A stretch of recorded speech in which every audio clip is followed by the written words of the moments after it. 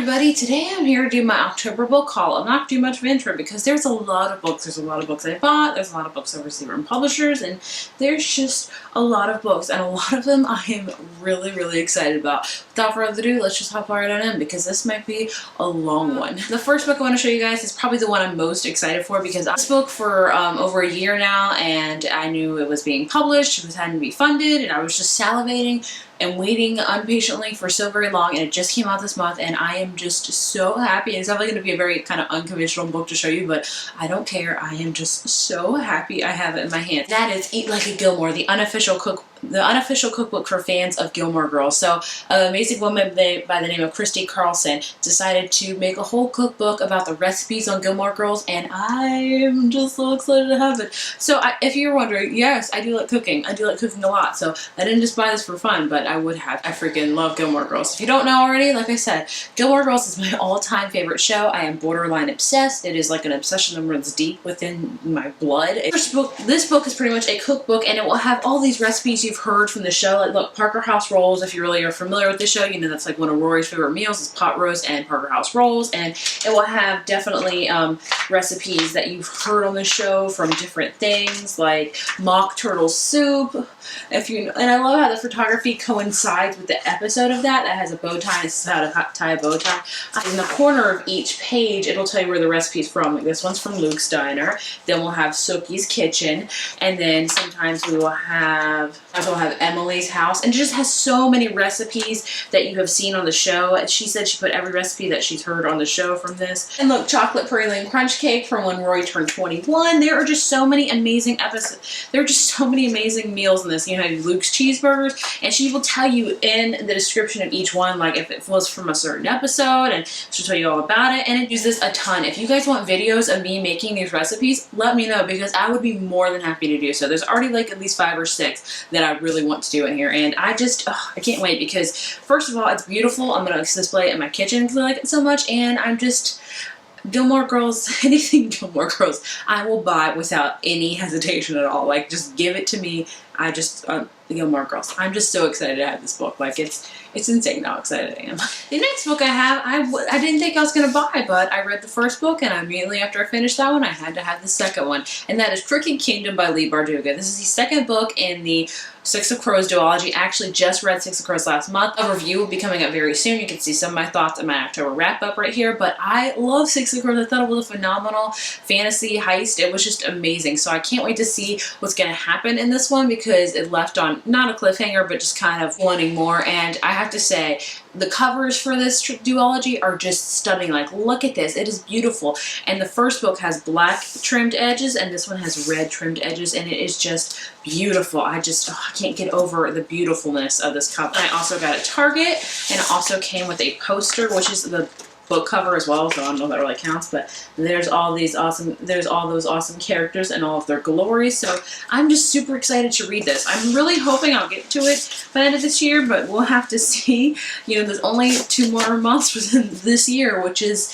insanity, so hopefully I can really get to it. If not, first thing, 2017. The next book I got is another sequel that I thought would never ever happen, and that is 12 Days of Dash and Lily. This is the sequel to Dash and Lily's Book of Dares, which you haven't read. It is the perfect book to read in the holiday season. Hence, can you tell by the cover of the Christmassy that is? It takes place in New York, and it's been a long time since I've read it. I really need to reread it, but I love that book, and they made a companion book, and they made a sequel book, and it is very short. Like, almost short to the fact that I was like, I don't know if I should have bought this, but it's super Christmassy, and I really did like the first book a lot, so we'll just have to see how this goes. I don't know what it's really about. I'm not going to spoil it for you, but it's a sequel to Dash and Lily, and I think, you know, we're going to figure out more about them and more Christmas stuff, so I definitely plan to read this in December because I can read this in like 3 days because it's really small, but I am very excited to read it because I love Dash and Lily. The next book this publisher novel sent to me, and that is Blood for Blood by Ryan Grant. They've sent me a finished copy. If you didn't know already, I love the first book in this series called Wolf by a Wolf, and I'm just so excited to get to this one, and it comes out in like 3 or 4 days. I plan to read it this month for sure because I can't wait to finish it. I think it's a duology. I'm not too sure. I think it's a duology, so this will be, after this, it'll be done. I've heard amazing things about it, and what's even awesomer is that I got it signed by the authors. It's to Heather, brace yourself, Ryan Grant. It's awesome. So I'm excited about that. I can't wait to read it. If you don't know what Wolf by Wolf is about, it is a different alternate history book. It's about where the Axis powers would have won, and we follow Yael, who is competing in this motorcycle race, and her goal is to win it and at the end kill Hitler. And it was amazing. It was definitely an adventure, and it had a huge amazing cliffhanger, so I cannot wait to get to this one. It's a lot bigger than the first one, so I'm excited for it. Also sent me this awesome novel tote bag, and Ryan Graydon also signed this, and it says, "These were the wolves she rode to war." And it's beautiful. I love it. And it's very stay bookish. I love that. It's a very sturdy book bag. I might take this to Y'all Fest with me. The next book I bought, I had to buy because I love the first book by this author, and that is Today Will Be Different by Maria Semple. She also wrote Where'd You Go, Bernadette? And I really love that book. It's a very funny, witty book. I always say if you like Gilmore Girls, you might like that because it's very satire and witty. It's all about a woman that wakes up and decides today will be different. Today I will do these things. Today I'll be awesome. Today I will get things done. But then her son gets called sick out of school, and she wants to call her husband at work, and her secretary tells her that he's on vacation. Only the wife doesn't know about that. So pretty much her day is already ruined within like the first couple of hours. So again, this one is very, very short. So I do plan to read it this month, and I have heard mixed reviews about it. We'll have to see. It's a very short one, so I'm kind of hesitant with that case, but I'm excited to check it out because, like I said, I really liked her first. I really like Where Do You Go, Bernadette, and how it was witty, and I'm hoping this will follow kind of the same course of the witty dialogue. The next book Penguin sent to me, and that is The Outsiders by S.E. Hinton, and surprise, surprise, I have never read this, and a lot of you guys have told me you've read this in high school. It was required reading. I didn't have to read this in high school. The only books I had to read in high school was Beowulf, The Canterbury Tales, and 1984. Those are the only three I can really remember. Probably Romeo and Juliet. Maybe Macbeth, I don't know. But those are the three I can vividly remember. I never had to read The Outsiders. And question for you guys, is this book considered a classic? Because my goal of this year was to read a classic, and here it is, November.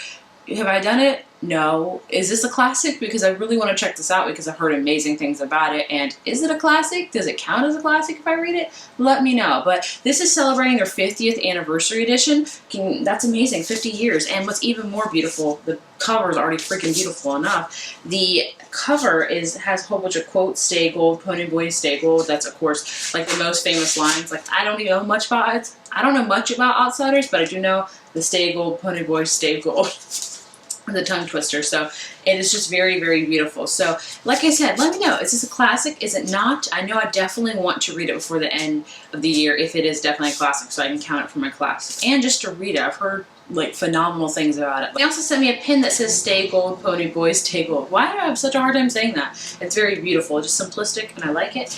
And they also sent me a tote bag that says exactly the same thing. So that's pretty awesome. I might do a giveaway for this because I have tote bags on tote bags on tote bags. The next two books, Quark Books sent to me. I don't have to tell you guys how much I love Quark Books. They are a very unique publisher. The books they publish are just really beautiful. The book they sent to me was Warren the 13th and the Allseeing Eyes, the middle grade novel, and this is written by Tana Del Rio and illustrated by Will Stahel. It is beautiful. The illustrations are just phenomenal. Like, I can't get over how beautiful the illustrations are. Like, I don't read much middle grade books, but I'm really highly thinking about reading this one like soon because of just the beautifulness that it looks like all the illustrations really tie in well with the story. Warren the 13th, he's a lonely bellhop, errand boy of his family's ancient hotel, but if Warren's going to find it says, when he finds the hidden treasure, he'll need to solve other mysteries first. Who's the strange creature lurking in our hotel boiler room? Who is the ghostly girl creeping around the garden's hedge? So it's pretty awesome. Like, it's beautiful. Like, the way they freaking design this whole book is just phenomenal. And the other book they sent to me, because they know I am a parent, they sent me Geek Parenting. What Joffrey, Jor-El, Maleficent, and the McFlys teach us about raising a family, and that is just so awesome. So this is pretty much a chock full book of how to teach how to raise your kids, which guess what? I need help. I need any help I can. Chapters with things like a word full of tigers and dragons. I think I was flipping through it and I saw a Buffy reference and I was like, hold up.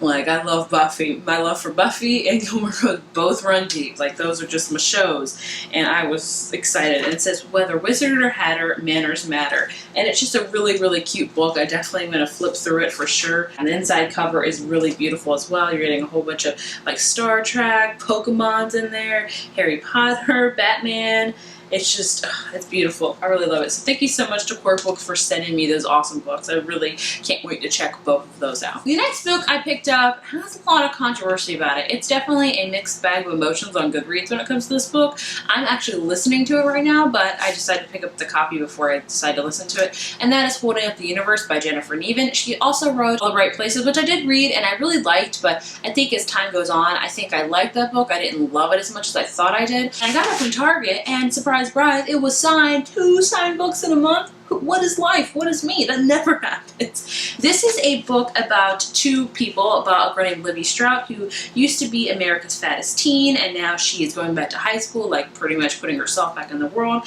And then we have a character named Jack Maslin, who is like the cool guy, but he has this diagnosis called prosopagnosia. I always say that wrong. Well, pretty much he can't recognize faces at all. Like, he knows the people that he loves, but when he looks at you, he cannot recognize your face. He has to find identifiers, which I never even knew that was an actual like thing that happens to people, which is horrible. But I'm listening to it right now. I'm almost done with it, and I am liking it. I see there is a lot of problems with it, but I do like Jennifer Neven's writing style when it comes down to it. But there are flaws in it. If you guys want me to do a full review on it, please let me know what you think about it. So pretty much it's all about 2 kids that have a lot of things going on in their life and pretty much cross paths and things happen, you know, the usual contemporary business. But I'm actually really enjoying listening to it because we're having 2 different narrators for the boy and the girl, and I like it so far. I'm not saying I love it, but I am enjoying it. Let me know if you want a review. The next book, again, I listened to, and I was halfway through listening to this book, and I decided I have to own this book physical, like I have to have it. And that is Small Great Things by Jodi Picoult. This is her newest release, and this is a very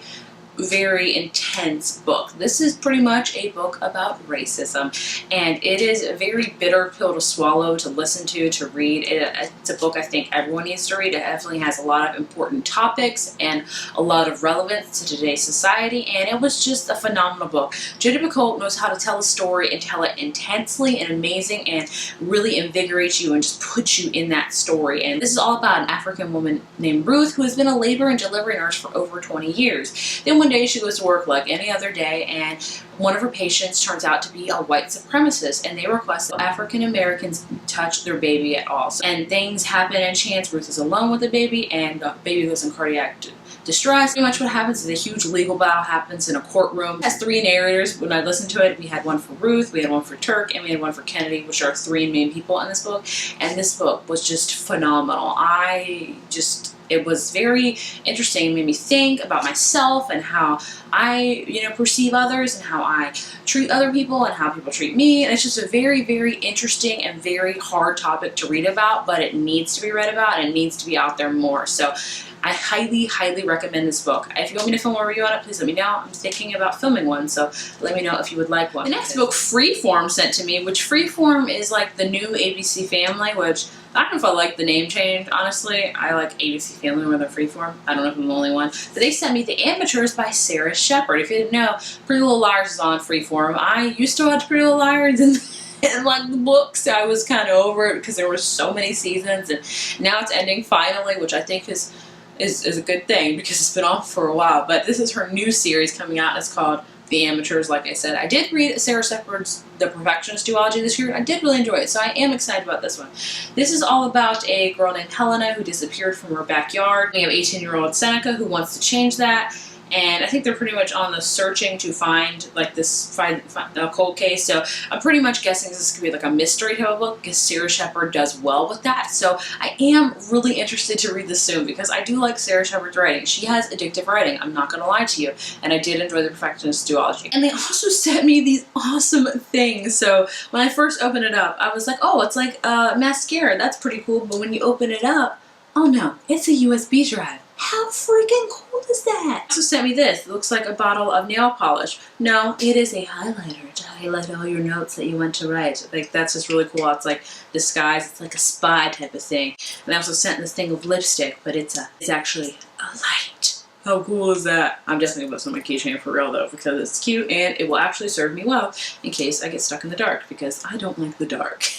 So I love that. I love the time they put in to make these little cool things. The next 3 books I got in my quarterly box, which I will link the video for right here. And this box was created by Britt Bennett. So the book that came in it was The Mothers by her. This is a debut novel by her. Essentially, this book is all about the choices we make and why we make them and reflect on them years later. And I know it's all about a girl that Nadia, who falls for something that she probably shouldn't have fallen for, and things happen. And then I think the novel picks up years later and she really reflects back on those decisions. I've heard really, really amazing things about this book. Really hoping to check this out very, very soon because I've just heard phenomenal things about it. And the 2 other books that were in that box is We Should All Be Feminists by this person. I can't pronounce that. I apologize. This is actually like an essay book that was based on a TED Talk, and I've heard really awesome things about it, so I really want to check that out. Like, it's super short, so I can fly through it. The last book that came in it was Sula by Toni Morrison.